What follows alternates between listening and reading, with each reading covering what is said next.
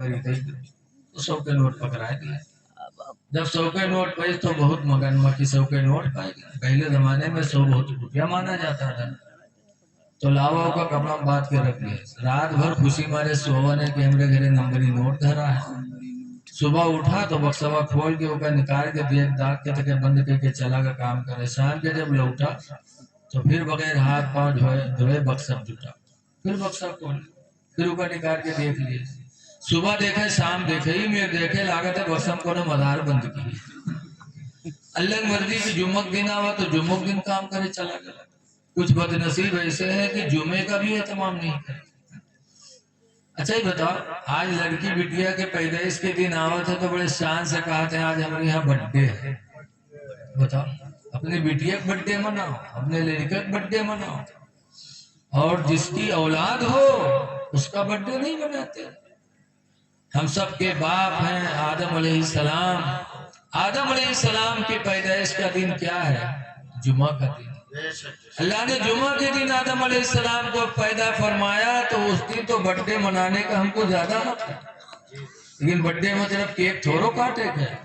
Birthday मनाने का मतलब यह है कि हम उस दिन नमाज पढ़ के खुदा का शुक्र अदा करें कि अल्लाह तेरा शुक्र है कि इस मुबारक दिन में तूने हमारे बाप आदम अलैहिस्सलाम को दुनिया में पैदा फरमाया।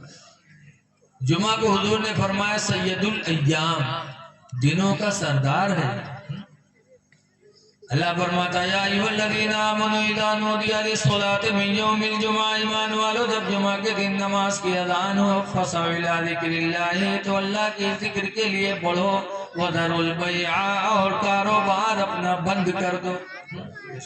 लेकिन जुमा के दिन हुजूर ने तो एक हदीस में यहाँ तक फरमाया कि जो मेरे उम्मत में गरीब लोग हैं जब वो नमाज जुमा पढ़ते हैं तो नमाज जुमा की वजह से अल्लाह ताला उन्हें हज का सवाब अता फरमाता है। गरीबों का हज नमाज जुमा में। लेकिन आज जुमा पढ़े जइबो करी है तो ही मेरे कपड़ा पहन के नहीं है कि अल्लाह है वह दिन पैंट और शर्ट पहन के जाता, और पैंट और शर्ट पहन के जाई है, और के बाद जब नमाज पढ़ी है रुकू में जाई है तो शर्ट कमर पर आए जो पैंट कसक के नीचे दुकान पर चली। और के बाद जब सजदम गई है तो आधा सामान खुला था। बताओ, तुम्हारी नमाज गई और पीछे जो देखा थे उनके कहा अरे जुम्मक दिन तो कम से कम ऐसा लिबास पहनो कि तुम्हारी नमाज तो हो जाए। नमाज में सतरे औरत का छुपाना जरूरी है। सतरे औरत कहते हैं मर्द का नाप से लेके घुटना तक, घुटना भी शामिल है, ये नहीं खुलना चाहिए। अगर खुला और चौथाई हिस्सा से ज्यादा खुल गया तो नमाज चली गई। अल्लाह रहम करे। तो वो जुम्मो दिन काम करे चले हुआ के घर में सो के नोटवा रहा है, और के घर मस्जिद के दायरे रहा है। मौली साहब जुम्मा में तकरीर करे लगे कि भाइयों अपने माल की ज़कात दो, 40 में 1 100 में 2.5, जो नहीं देगा वो माल अज़दा सांप बन करके कब्र में काटेगा। मौली साहब तकरीर करते रहे तो जिनके घर में सब के नोटवा रखा रहा है ओके औरतिया सुने तो कहीं मौलवी कहा था जो नदी का सांप काटी, हमरे घर में सब के नोट धरा है हमू न देवे तो अजदा हमू का काटी। बगे बक्सा खोलिस और सब को नोटवा निकालिस और लेके के मस्जिद में कह लिया मौलवी 1.5 रुपया काट ली। मौलवी बेचारो 1.5 रुपया काट ली, 97.5 दी लेके वही कपड़ा बांध के रखे। अब वो कहे आदमी जब शाम के लौटा दे रहा तरसा तो बक्सा जुटा, बक्सा खोले तो कपड़ा उठे, सुखा खोले तो ठंड से ठंडी नीचे गिरी, रुपया बिचरा पड़ा। तो कहे फुटपुर कहाँ से आए? जब गिनी तो देखे 97.5। तो औरत बोला इसके यहाँ रहे हैं कसके रे सबके नोट का फुटपुर कहाँ से आएगा रे? तो कहते रे मौलवी जुम्मन तकरीर करता रहा है कि 40 में 1 100 में 2.5 ज़कात जरूरी है। जो नदी वो माल अज़दा सांप बन के काटी तो 2.5 रुपया ज़कात गई। इस कम वक्त कहीं की जिंदगी में पहली दफा सबको नोट पा रहा वहां तो डरे जले गए मौलवी से। तो कहीं सल्लल्लाहु नाम पर देखे तो कहीं मांगे जी इन मांगला मांग लो ने 2.5 रुपया का के घर छोड़ दे तो कहीं रहा चाहे ना रहा लेकिन हम मांगे नहीं कि ले आओ रे नहीं भाई 2.5 रुपया खातिर हम अपन जान गंवाए दे तो भाई मर जाओ, लेकिन हम मांगे नहीं भाई मरे जाए थे मर जा। बगैर से बाहर नहीं गिरा, गिरा धड़ाम से और सांस रोक ली, हाथ पैर से ढील कर दी। अब लोग दौड़े, जब उसको उठावे तो पैर उठावे तो उठे, छोड़े वह भद्द से गिर जाए, हाथ उठावे तो उठे, छोड़े वह भद्द से गिर जाए। लोग जाने सही बात मरी गया हो, बहुत मक्कार रहा, सांस रोके पड़ा। अब लोग तैयारी करे लागे दफनावे के, नहावे लागे, नहाए भी ली। उसके बाद कफन पहने, तनको ने डरान के दबाए दे कि न दबाइए। कफन पहने उसके बाद जनाजा लेके चले। जब जनाजा लेके चले तब औरतिया सोचिस कि हाय अल्लाह, अभी तक तो नहीं मरा है लेकिन अब भी मर जी, जहाँ दबाइए कब्र में तो मर जी।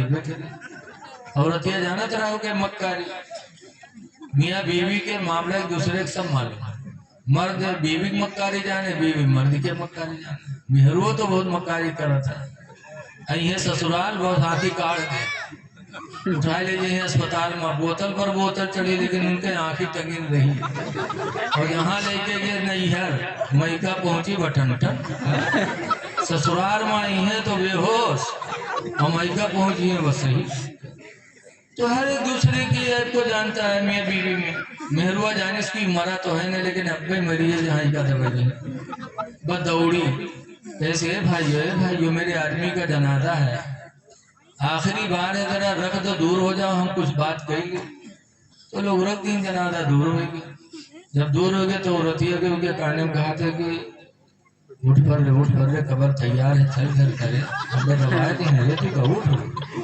तो कहा तो 2 रुपये वो ले है, पैसों का तो न ले। तो कहा भाग जा, नहीं उठा जाली।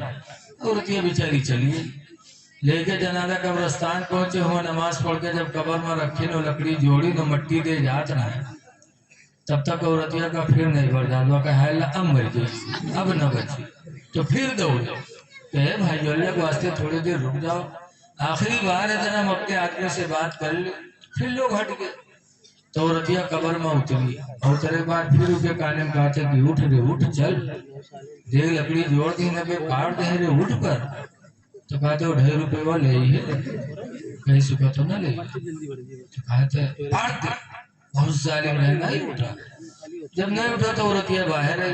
जब बाहर है तो लोग पूछें का कुछ बातचीत है। तो औरतिया कहते हाँ, हमारा आदमी हमसे वसीयत की है कि हम मर गए, कोई नेकी नहीं कह पावा है, लिहाजा हमारे घर मस्जिद के नाम बैनामा कहेगी।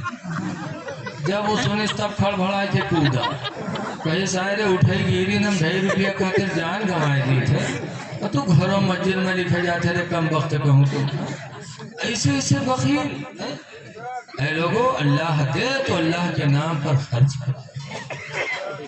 सहाबा दुआ मांगा करते थे, मुसलमान दुआ मांगा करते थे कि या अल्लाह दौलत दे तो उस्मान गनी जैसा जज्बा था, उस्मान गनी जैसा अल्लाह दिल दे दे। इसलिए लोगों, दौलत कमाओ भी और खुदा के नाम पर खर्च करो, यतीमों बेवाओं की मदद करो, इसलिए कि ये दुआ दे देंगे तो आपकी दुनिया भी अच्छी हो जाएगी, आखिरत में भी अच्छी हो जाएगी। लेकिन खर्च करो तो सबसे पहले किस पर? हदीस पाक में नकीम इब्ने मुआविया अल-कुशैरी, हज़रत हकीम बिन मुआविया कुशैरी से रवायत है, आला सालना रसूलुल्लाह, हम लोगों ने हुजूर से सवाल किया, मन अहक्कु बिहुस्नि सहाबती, अल्लाह के रसूल मेरे एहसान का सबसे ज्यादा हकदार दुनिया में कौन है? हम सबसे ज्यादा एहसान किस पर? वक़ाल रसूलुल्लाह उम्मुका, तो सरकार ने फरमाया तेरी माँ है, माँ पर एहसान। कुल तो सुम्मा मन, मैंने कहा फिर कौन है? फक़ाल रसूलुल्लाह उम्मुका, तो सरकार ने फिर फरमाया तेरी माँ है।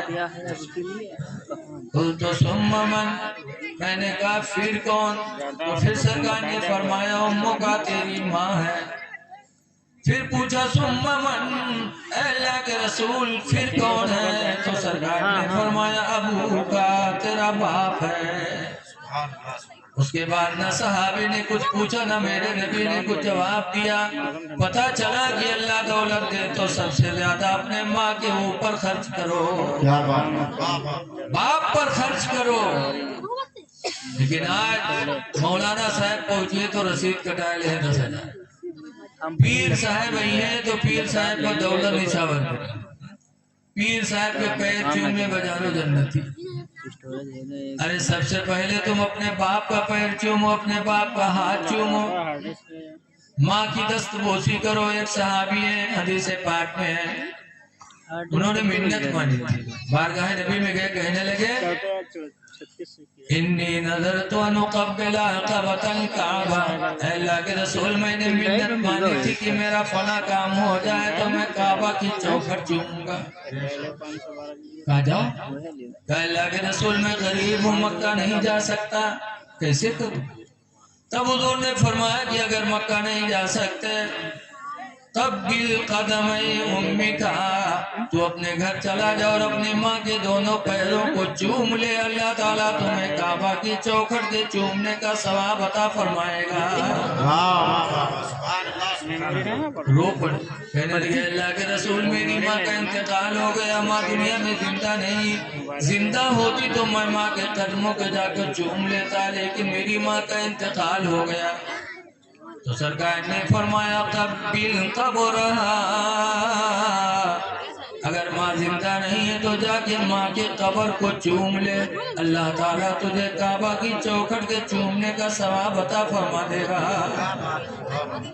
अर्ज करते हैं अल्लाह के रसूल में बहुत बचपन में था, तभी मेरी माँ का इंतकाल हो गया, मैं अपनी माँ की कब्र नहीं पहचानता कि मेरी माँ की कब्र कौन है।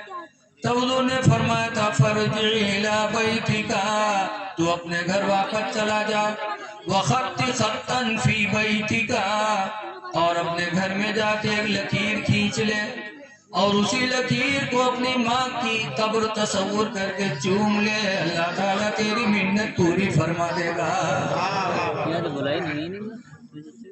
पीर साहब के चूमो, मौलाना साहब के चूमो, अम्मा के कदम न चूमो।